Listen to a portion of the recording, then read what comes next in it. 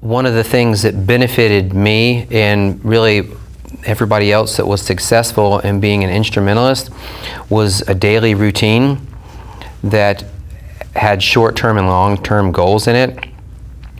And so over time I actually started incorporating that into my teaching, and I'm very happy with the results. I'm not saying it's the only way to go for sure, but it seems to have gotten on a level for all of the grades to where I'd like it to be.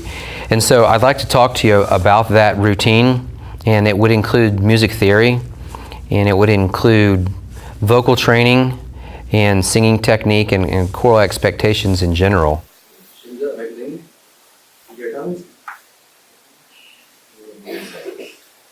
Relax a little bit.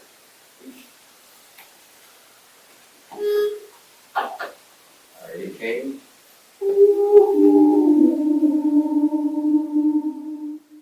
It came upon a midnight clear, that glorious song of old. I think that the students should be singing together 3 or 4 times a week, or 5. And I know it's not one of the core subjects, and it is an investment, for the teachers and the schools to make. But I think that it's something that's really valuable, and I'm passionate about singing correctly.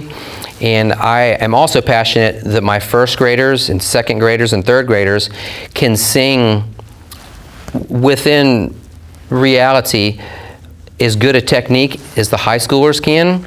Obviously, the boys' voices haven't changed. The little girls' vocal cords haven't come together, and that's why they're breathy. But I think as far as vowels and mouth formation and resonance, I think that a lot of what the high schoolers are attempting to do, we can get with the first and second graders, and I think we have too low expectations. My goal, which hasn't been realized yet, is for my school, the elementary school, to sound like a boys' choir. And so it may never happen, because boys' choirs are audition only, and I get every student that wants to sing or wants to be in school. And so, but that's still how I'd like them to sound. And the whole world sent back the song, which now the angels sing. Check your hands. Nice and relaxed by yourselves. Go right next. A little bit. Squeeze. Muscles. So there is a question about expectations for the different grade levels, and my answer and my expectations might be different in some ways than what people are actually asking for or hoping for. The voice takes a long time to develop, and so if you play an instrument or if you play sports, if you'll commit yourself to 3 or 4 hours a day, you can progress very, very fast and become very good at sports or typing or instruments. The voice doesn't develop like that. We really aren't supposed to sing that long a day. It's just too much for our voices, and it takes years to develop a beautiful voice. It's nothing that can be rushed, and so daily practice is huge. All right, good job. Go like this.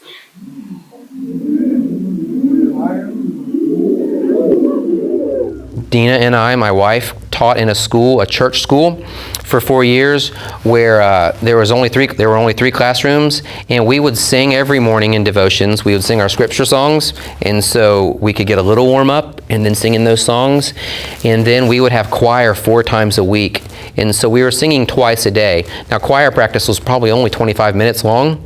In devotions, we would only sing for 5 or 8 minutes, but that's golden. So as much as we can have the children singing, it's a huge blessing, and I think that it is something that they need to do.